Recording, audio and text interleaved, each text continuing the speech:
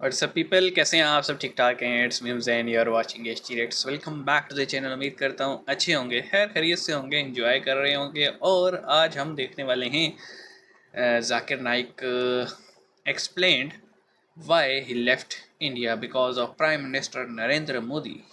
ये क्या सीन है भाई? बहरहाल टाइटल यही दिया हुआ है, ठीक है। और हमें क्या पता कि मतलब क्यों इसने छोड़ा था। एक मेरे सब्सक्राइबर हैं, मेरे इंस्टा पे एज अ फ्रेंड भी हैं, तो वो जनाब हमें बता रहे थे कि कुछ मनी लॉन्ड्रिंग और मतलब फाइनेंशियल स्कैम्स हुए हुए हैं जाकिर नाइक को लेके, जिसकी वजह से ये इंडिया से फ्ली किए हुए हैं, यानी भागे हुए हैं। तो अब देखते हैं भाई क्या सीन है ये।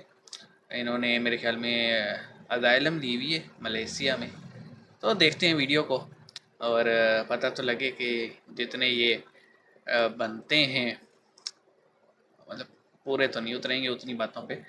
तो शुरू करते हैं 3 2 1 इन गो। तो हिंदू और मुस्लिम में इतना अच्छा भाईचारा है इंडिया में, ये कुछ पॉलिटिशियन का प्रॉब्लम है। पॉलिटिशियन, अच्छा, ये पॉलिटिशियन लोग प्रॉब्लम करते हैं। लेकिन अब वो तो मुझे पॉलिटिशियन से मोदी से आहिस्ता गिला आहिस्ता शिकवा है। लोगों तक पहुंच गई है चीज़। तो मोदी अगर गलत है तो इंडिया को क्यों गलत करे भाई? मोदी गलत है, इंशाल्लाह आगे रहेगा नहीं। मैं अगर हिंदुस्तान की इज्जत किया वो सिर्फ मोदी की वजह से। मुझे बड़ा अफसोस हुआ उनकी इस हरकत पे। हरकत तो नहीं कहना चाहिए, वो मजहबी स्कॉलर है, ठीक है। एक मजहबी जो इंसान है ना, वो बेसिकली अपने रूल्स पे रहता है, ठीक है। तो रूल्स सबके लिए बराबर है। अब जब भी उनकी किसी भी कन्वर्सेशन या किसी भी जगह पे उनका सुनेंगे ना। Dr. Zakir Naik is currently a wanted fugitive from Indian authorities on charges of terror financing, hate speech, inciting hatred and money laundering.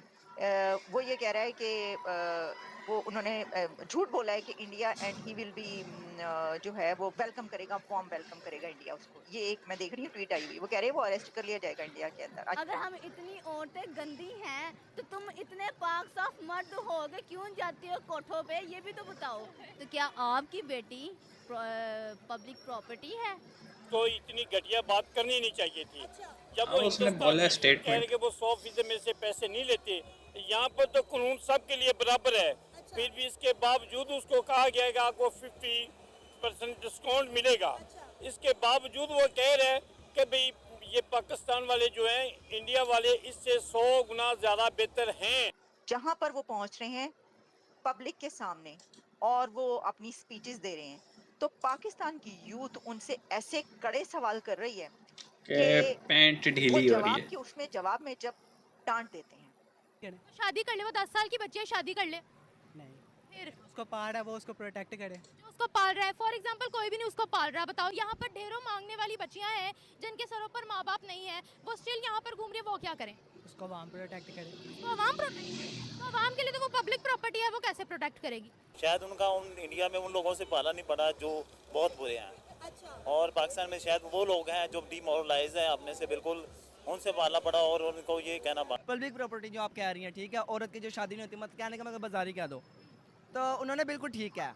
अच्छा, तो जो अनमैरिड लड़की है, ठीक है, वो गुजरिए तो हर बंदा देखेगा जो उसको। मैरिड है उसने गले में हाथ टांगा होता है कि मैं मैरिड हूँ। सोच लें इसके घर से इसे क्या परवरिश मिली मैरिड होगी। है या अनमैरिड है? जो उन्होंने कह दिया है ये वाली बातें, तो मतलब ये कि लोग तो कह रहे हैं कि ये मतलब ये क्यों बुलाया है इनको, किस लिए बुलाया है इनको, लोग ये सवाल कर रहे हैं। बात तो सीधी सी है जी, लोग ठीक ठाक भड़के हुए हैं। इनके कुछ स्टेटमेंट्स हैं ख़वातीन को लेके जो इन्होंने दिए हैं कि मतलब अगर राह चलती जो लड़की है वो तो पब्लिक प्रॉपर्टी है। एक ये स्टेटमेंट इन्होंने दिया। बंदा इससे पूछे मतलब तुम्हारी अगर बहन बेटी बीवी निकले राह पे तो वो भी फिर पब्लिक प्रॉपर्टी हुई। फिर उन्होंने कहा कि अगर एक न्यूज़ एंकर जो है वो जनाब लिपस्टिक पाउडर लगा के बैठी है तो मर्द का दिल क्यों नहीं ललचाएगा उसकी तरफ। मतलब तुम इतनी गंदी नज़र से देख रहे हो भाई। वो अपना काम कर रही है, ख़बरें आप तक पहुंचा रही है, आपका काम है।